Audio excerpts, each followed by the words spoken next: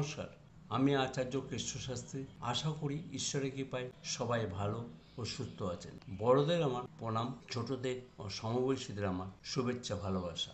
আগামী 21/9/2025 রবিবার মহালয়া। এই মহালয়াতে কেন তর্পণ করা হয়? পূর্বপুরুষের উদ্দেশ্যে জল ও তিল দান করা হয়। গত কৃষ্ণপক্ষে থেকে তর্পণ করা আরম্ভ হয় এবং পূর্বপুরুষকে জল দান করার উদ্দেশ্যে অর্থাৎ এই মহালয়ের দিন বা অমাবস্যাতে শেষ হয়। অমাবস্যা আগামী শনিবার 20/9/2025 রাত্রি 11:54 থেকে পরের দিন রবিবার রাত্রি 12:23 পর্যন্ত থাকছে। মহালয়ার দিনটি তর্পণ বিশেষ তাৎপর্যপূর্ণ।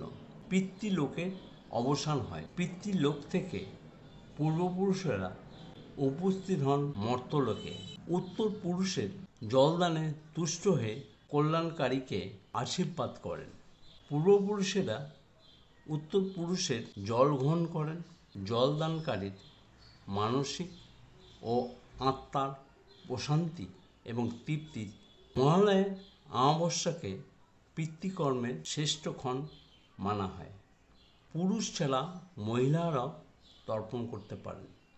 সবাই ভালো থাকুন ও সুস্থ থাকুন এই কামনা করি। ধন্যবাদ।